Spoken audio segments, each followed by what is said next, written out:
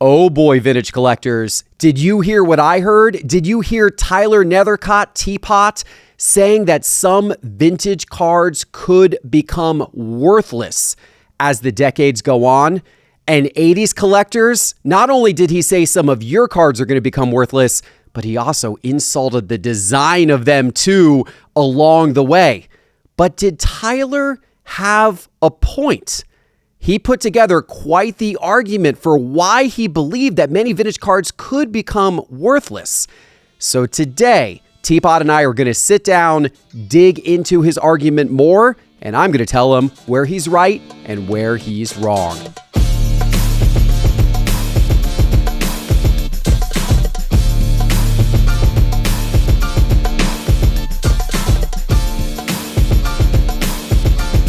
The Geoff Wilson Show is brought to you by Arena Club, the official home of slab packs. Now available every day, slab packs offer an exciting way to collect graded cards with confidence. Plus, every pack comes with an instant offer to buy your slab. Don't miss out. Explore the latest slab packs and more by downloading the Arena Club app. Just search Arena Club in your app store and use promo code SCI20 for 20% off your first purchase. All right, T-Pott, you had to get everybody riled up with this episode. You did this on the Market Movers YouTube channel last week, last Monday, this video about how certain types of vintage cards, and even 80s cards, you classified some of that in that category, could become worthless. Yeah. And today you've put me in the very awkward position of having to be maybe a savior or a hero for the vintage card collectors, maybe defending their collections and the long-term value of their collections. They're gonna, by the time this episode's over, they're gonna forgive me about saying that, buy the card, not the grade is nonsense at times. They're gonna forgive me about my lack of understanding of eye appeal. They might be Team Geoff here by defending potentially against your argument. But I want to make sure from the beginning, we're going to get into your argument. I want to make sure people understand what your argument was, yes, right? Please.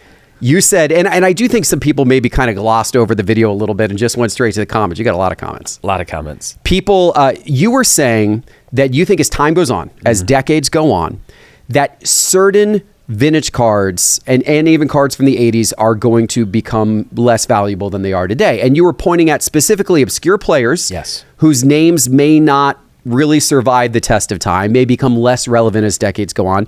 You were also saying low grade cards may become less sought after, that type of thing. And cards that really appeal to set collectors, because you kind of pointed out that set collecting may be a little bit of a dying art. Yes. And so those kind of obscure cards that people need to complete sets that have a lot of value today, because maybe there's not very many of them and people need them to complete sets, but maybe people won't care about completing sets in 20 or 30 years. You pointed to today's youth. You used a clip of a video from Reeves and I at the National, where Reeves and I were having a fun conversation about modern versus vintage. And Reeves called vintage boring, and said that he didn't really have any interest in owning a Joe Montana card. He'd rather own a Josh Allen card because it was more exciting and also better produced, in his opinion, shiny and fun to look at versus the boring Joe Montana rookie card design. And you were kind of projecting out like, well, what might, if Reeves thinks that way today, and if he's the future generation, and if all the kids Reeves' age think that way today, which they largely do, many of them do, most of them do, then what does that mean for cards 20, 30, 40 years from now, right? Yes. I think it's an interesting argument. I want to get into this. Yeah.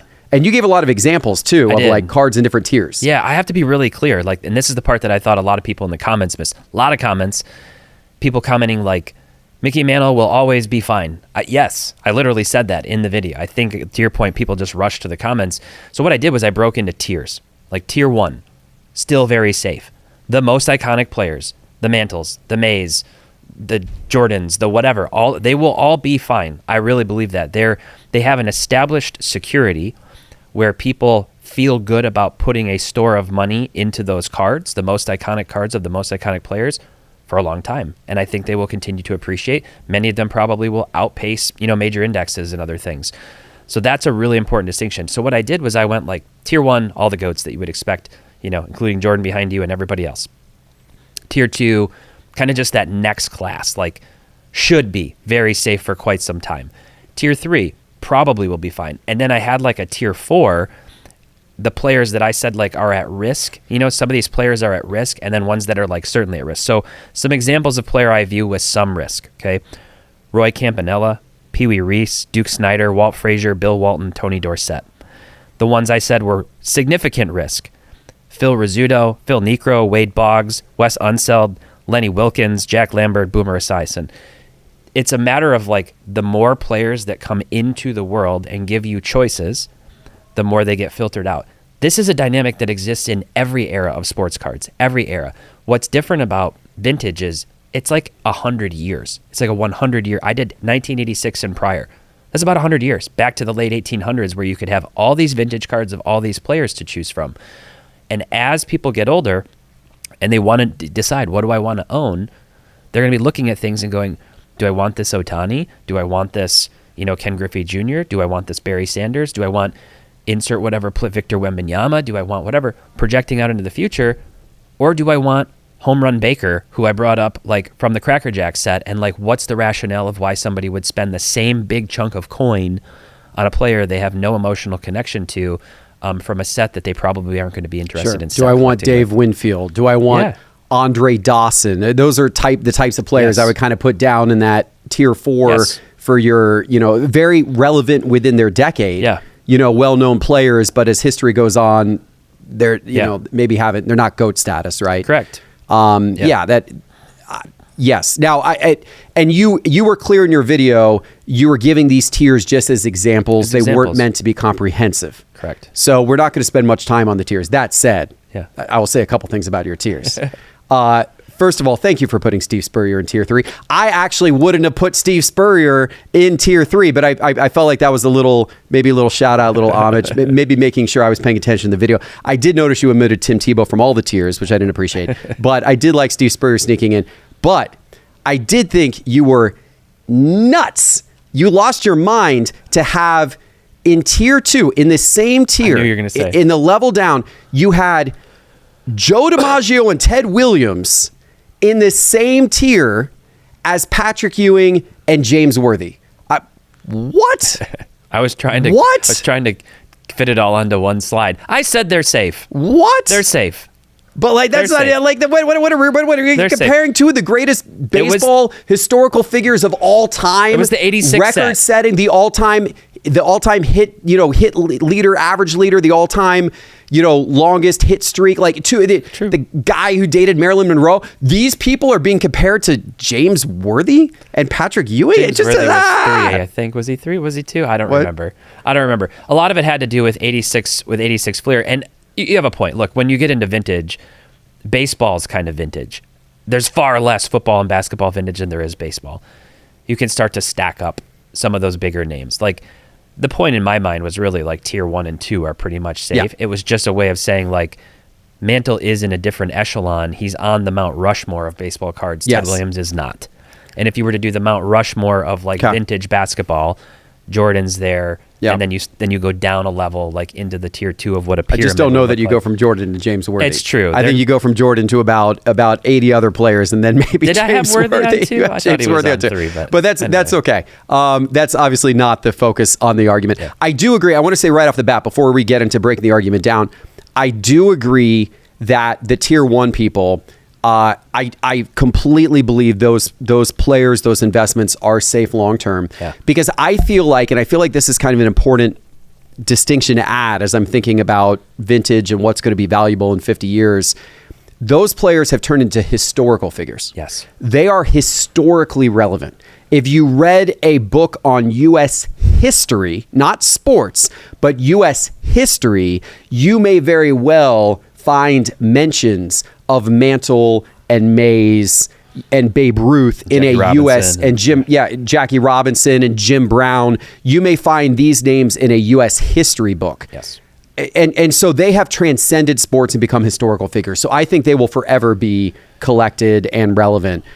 I do have questions about some of the levels below, particularly as you get into some of the later ones. And we're going to debate that. But you also, I know you wanted to kind of talk about the psychology of collectors and how this plays into some of your argument. Yeah, just like a brief breakdown, because I think it's really important. When you talk about the value of cards, cards are valuable because we desire them, because we want them. So why do we want them? And is that desire to own specific cards, specific pieces, specific players there in the future, and how does that play out? So I broke this down into like 8 reasons, and maybe this isn't comprehensive, but I think this is pretty good in no particular order of why people own a card, acquire a card. First, this is the one that gets a lot of people cranky: investment potential, profit. They want to park their money in an alternative asset or some flip opportunity or something that's monetarily driven. It's a reality. People need to come to grips with that and embrace it. And we're going to get into that a little bit more later. Nostalgia and childhood connection is a huge one. People want to rekindle the past and just have those feel-good vibes from when they were little. Player and team loyalty. It's an expression of their fandom, and they just love to have that deeper connection and own a piece of the game. Number 4, like the completionism and set building. That is a big one you referenced. Like, that's a big one in the vintage space, and it's a big one in a generational era where that was one of the main things to do to have the chase. 5, I said status and community. So it could be about the flex, like, look what I did, look what I have. This represents my wealth, my status, my achievement, or just the connection that comes with having a shared collection with other people. Historical significance is definitely one, especially for people who study history. Just the thrill of the chase, the dopamine rush of like hunting down a grail, some rare pop one or something, a one of one. And then finally, art and design. And that's a big one for me. I like the visual aesthetics, the photography, and the design of cards. All of those things really matter. So if you're going to try to forecast out 5, 10, 20, 30 years into the future, you have to think about all those elements and say, is this card going to fit into the psyche and into the collection and framework of some future collector? And if it doesn't, it will not hold its value. That's the simple truth of it. So I think those are, you're right. And so there are a lot of different reasons why people collect. And I think for a lot of people, it is a combination of a lot of those different reasons, right? In varying degrees. Yes, it is. But that's a good layer to look at some of these cards that you're talking about, some of these at-risk cards that you identified, kind of a couple tiers down on these players. And are those players going to fall into one of those categories over time? I want to, before we get into a few of the specific, I would say, devil's advocate arguments for why you might be wrong. Yeah. And there were people in the comments who made some pretty good arguments as to why you might be wrong. And I want to read a couple of those and share a couple of those and share my thoughts on them as well. But I do think, as I was thinking about what you were saying and I was thinking about the future, I asked myself, what else could we compare this to that maybe would shed some light on whether, you are right or wrong by looking outside of sports cards. So let me ask you a question. What do you know about the U.S. Trans-Mississippi issue of 1898? Not too much. Do you know what it is? 1898. The U.S. Trans-Mississippi issue of 1898. I don't know. It's a stamp. Okay. It's a stamp. It was a stamp that was issued in 1898. The U.S. Trans-Mississippi stamp issue in 1898. This stamp had kind of a famous design, the Western Cattle in Storm design. It became a very popular stamp for people to collect because they loved the nostalgia of the design on that particular stamp. There was the dollar standard stamp, which was the Western Cattle in Storm, and then there was also a $2 and $5 variant denomination of the stamp. And when dollars or cents? You know what? Must have been cents, actually. You're right. We're talking 1898. We're talking 1898. A $5 stamp would be crazy today. Cents. Must have been cents. You're correct. I am not a stamp collector myself. Yeah. I went to... We're learning together. We're learning together. I was like, but let me look at what has happened in some other collectible categories. So I went out and actually did a little bit of research. I looked around at, some other collectible categories that I don't know much about. Yeah. And I know stamp collecting used to be very popular. And I know that stamp collecting is not as popular today as it used to be. And I know that a lot of the generation of stamp collectors have now kind of aged out of collecting, or a lot of them have passed on. Yeah. And there's not as many there's very, very few comparatively younger stamp collectors that are coming into stamp collecting today. So stamp collecting is been generally on a bit of a decline. Yeah.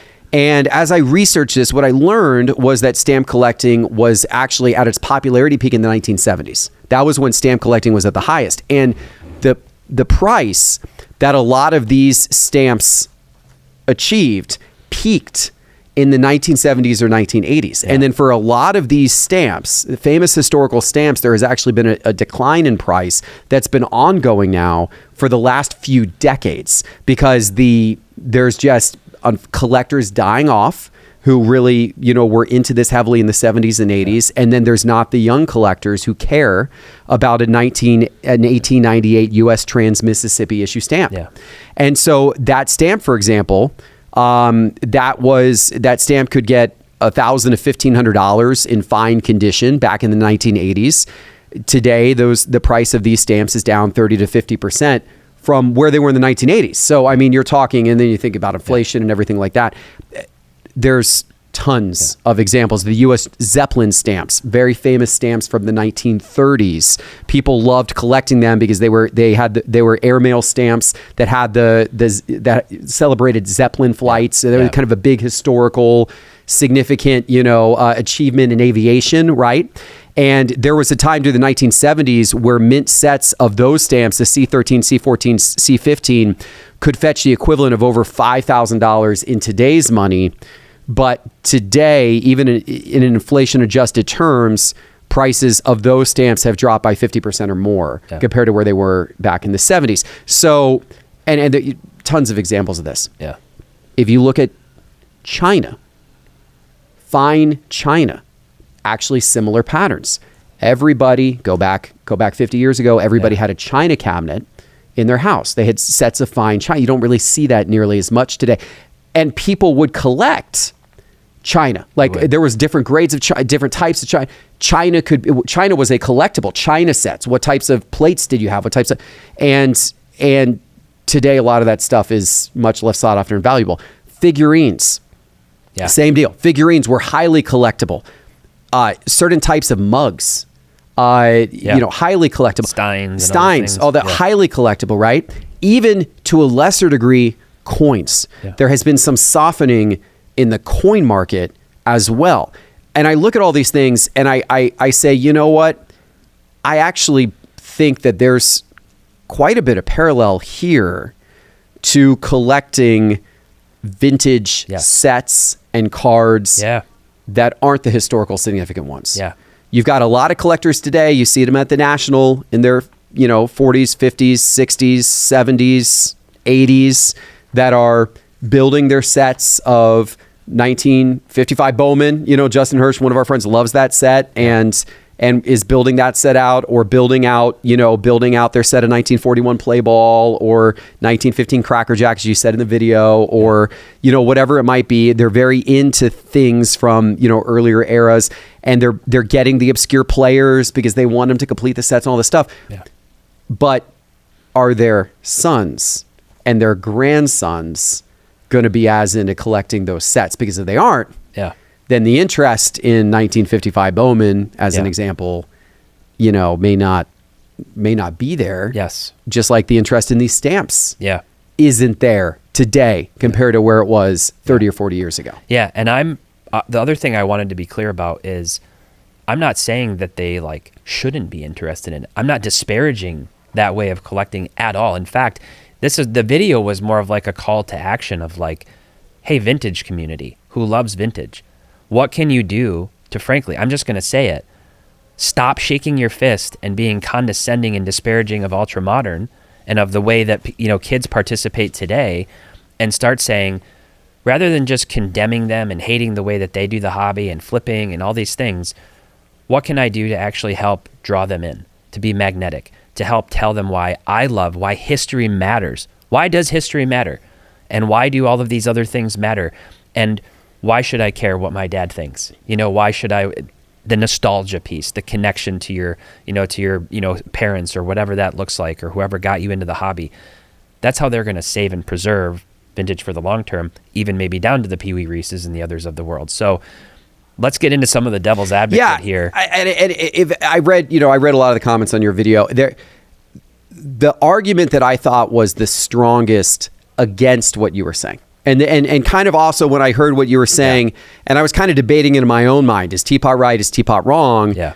One thing that I kind of started to go to a little bit was what some of these comments said about the fact that collectors, as younger collectors, as these kids who don't care about vintage today, as they get older, their tastes change. You had a quote in your video where you said young people care about the future and therefore are drawn to the up and coming stars in every sport. Yeah. And as you get older, you start to care more about history in the past. Yeah. And I do think that's true. I think that's a true part of human psychology. So as you get older, you start to care more about the history of collecting and the history of the sports and, who these old players were. Yeah. And so, some of the comments, you had Farlow126 in the comments who said, when I was 10 collecting in 1989, my dad always told me to buy Mantle and Mays cards.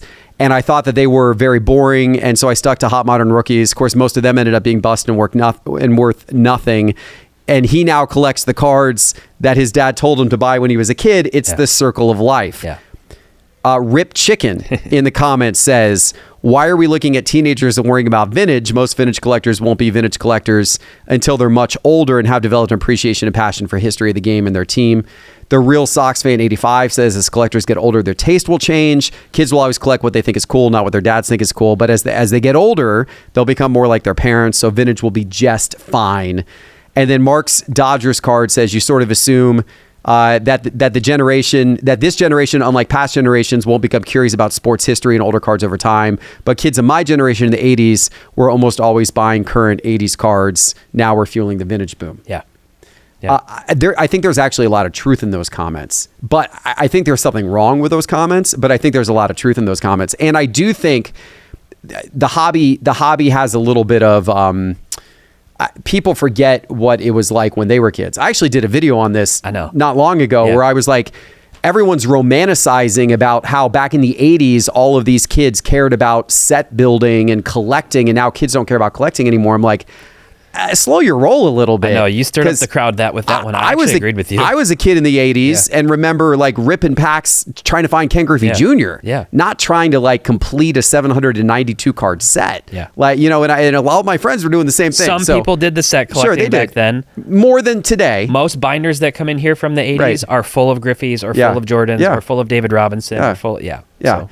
But what I will say is I do think those comments are correct, that younger kids will get an appreciation for older stuff when they get older. I do think that's correct, because I myself cared nothing about vintage when I was, back in the 80s. I wish I had. Yeah. I mean, God, I wish I had, I would have bought some of the Mantles and Mays. But I only cared about Ken Griffey Jr. and Bo Jackson and Barry Bonds and Mark McGuire and all the people from that era who I was chasing, Will Clark.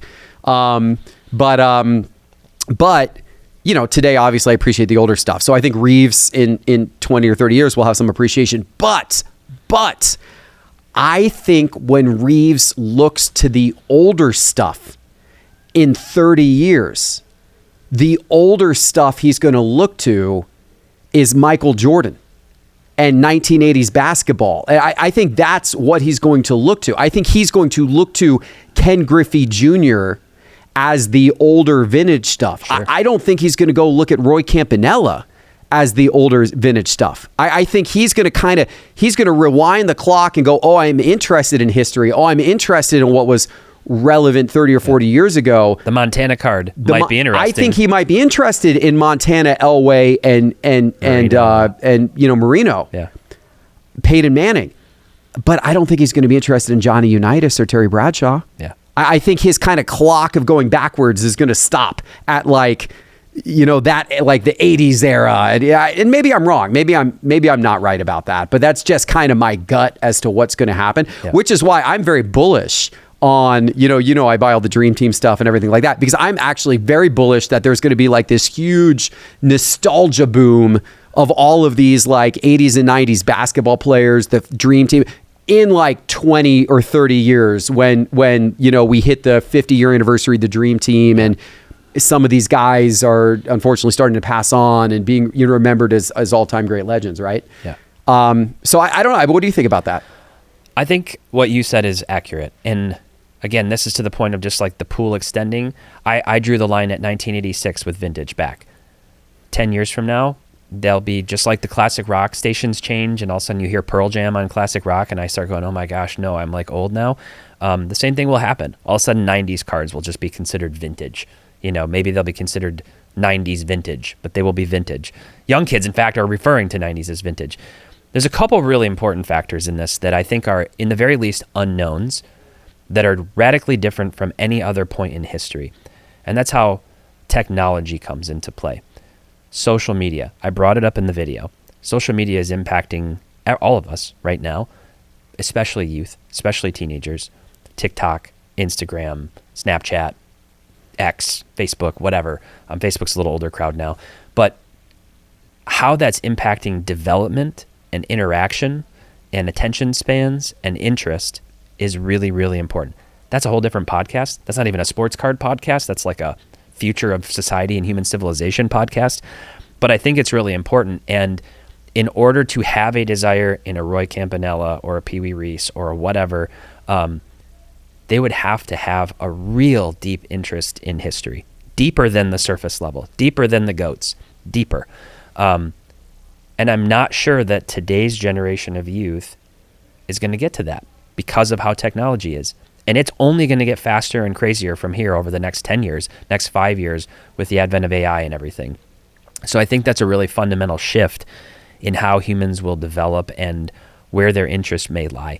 Maybe it'll be the exact opposite. Everything will be so technologized and whatever that that cultivation of historical interest will rapidly accelerate and grow. I don't think so. I think it's more like they're just not going to be likely to want to go that deep down the path in the future. And then the second thing is just back to that point of like more options over time. It's just the distribution. Yeah. And so you brought up Peyton Manning, and we bring about Barry Sanders and Jerry Rice and others. These other ones are just going to fall off. So they will. I mean, think about history. Think about history. If you go get a book on world history today, world history of all time, you're going to have entire centuries that are condensed to a single page in the book. Yep.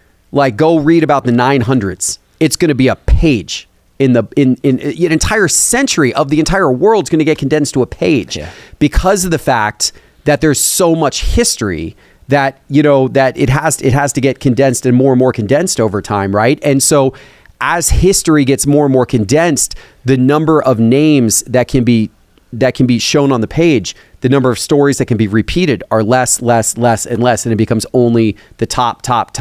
And so to your point, there will come a point in time when, baseball in the 1950s is nothing but a small historical footnote in, the history of sports, the history of the U.S., all this kind of stuff. Because, I mean, you're talking, once you add another 100 years onto baseball history, like it's going to get the decades are going to get compressed down to little blurbs. And when they get compressed, who are the names you're going to see? You're not going to see Roy Campanella's name. You will see Mickey Mantle's name, right? And I think that that's kind of true for every decade. It's just natural that happens. And then as that compresses down, then I think some of the names become less important. Yeah. Okay. Another argument people had was that people are just motivated by money now. Kind of an interesting direction to take the counter argument, but this JCBG5CV in the chat said, so you're not collecting for the love of the sports and players, you're collecting for money as if they were stocks or registered securities, and that's okay. But to say a whole decade of cards are going to be worthless while you chase these, we'll take the word out, parallel cards, the same picture of different color paper, and say that 80s were junk wax is just ridiculous. So you made some people maybe a little upset there. Yeah. What do you think about that one? Well, I just think there's different motivations for different people. Mm-hmm. It makes sense that teenagers are motivated by flipping. They're trying to pay for their first car or just build up their collection. Reeves said as much. He's like, Dad, I'm not interested in parking away a card right now for 20 years. Sure, maybe that's going to do well. I'm trying to build my collection. I'm trying to grow it and keep having, bigger and bigger cards. And that's flipping's the best way to do it. That's how you run the shop. You buy at margin and you sell and you keep the business going, right? So, but it's back to this point of like the motivation and back to those 8 things, right? And there's a subset of people who just think, for some reason, even though they're willing to pay money for the cards that they buy for their collection, that it's not okay to even think about the monetary aspect of it. In their mind, maybe $100, $1,000, $100,000, it doesn't matter. It's not about the money. It's about the card and the connection and whatever. And again, I didn't say that an entire decade was going to become worthless. I said the lower tiers of cards that have significant value today could eventually become worthless. So I don't know. What do you think of that? You did say you hated the design of all the cards in the 1980s and you don't collect them. You did say that. You did say that. Ugly. I don't know if you needed to go there. I don't know if you needed to go there. I personally, there were some boring designs in the 1980s, but there were some great designs in the 1980s. Come on, 1987 Topps, the wood paneling, that wood border card from 1987 Topps, those things are fantastic. Even 86 Topps with the big black bold on the top, I really like. I mean, there was some good stuff in the. There was some good stuff in there. I like 1990 Donners at the time. Now it looks a little cheesy. Yeah. But like the big bold red with the speckles, it's kind of like fashion. At the time, that was cool. It'll come back. Maybe 10 years from now, I'll be like, I love 80s cards. Who knows? It wears on you. 89 Upper Deck, classy set. That's true. No, I mean, look, I know we share the same view on this. Money has always been part of sports cards. Flipping has always been part of sports cards. The two are so deeply intertwined. It's great if there's collectors out there who truly don't care about the financial aspect or value aspect and they want to collect just for the fun of collecting. They don't care about the value of their collection and they don't care about trying to monetize sports cards at all. Like, wonderful. You are pure and should be celebrated as a capital C collector. But the reality of the market is and has always been that for more than not, the money side of it is entangled in sports cards to a degree. Yeah. For everybody, for most people. Yep. You also had some people throw comments trying to trash your argument about vintage by basically trashing ultramodern. Yes. And saying like, well, you're here saying some vintage cards are going to become worthless and some 80s cards are going to become worthless. But the real problem is ultra modern. That's the real problem. Those are the real cards that are going to become worthless. You had people in the chat or in the comments like Daniel Larson, who said, I would be more worried about thousands of different rookie cards of one player with ultramodern. Nicholas Heavey said 99% of ultramodern cards will be close to worthless in 5 years. Look at the print runs. You say junk wax. What do you think is happening right now? The current modern market is built on smoke and mirrors. I don't know that there may be some truth in what they're saying as well. I don't know, but does that invalidate your argument? No, it's a red herring. It's a total red herring. And I think I responded to Nicholas and said, yeah, I've made lots of videos on that. I've made tons of videos about how 99% of modern cards will become close to worthless. It's the nature of how things fall off with the new stuff that comes in. The same principle applies in a more consolidated aspect. And there are very real concerns about players having, now at this point, 300, 400, 500 one-of-one rookie cards, much less all the other copies of rookie cards and everything else. There's a dynamic that has existed as long as sports cards do, going all the way back, especially at least to the junk wax into the 90s, where the more you create, the more options you get, makes it more accessible for you to get a card of that player, but it also means that there's only going to be a few iconic pieces from within that are truly sought after, that truly appreciate over time because they have competitive demand for those pieces. So it's true, but it's irrelevant to this argument. This argument was about vintage in particular, and it's about a 100-year, century-long era of sports cards that have a lot of different nuances and factors prior to the creation of the insert and the parallel and other things that made cards more diverse and interesting, and frankly saved sports cards completely, in my opinion. And so it's just a red herring at the end of the day. It's like a redirect trying to say, I don't like you talking bad about my cards, I'm going to talk bad about your cards. And it's like, that's not a good debate practice. Yeah, no, you're right. It is a totally different argument. I think there are some points to be talked about in terms of ultramodern and what will be valuable. And we've talked about it before on this show. I've talked about it here. We talked about it on other shows.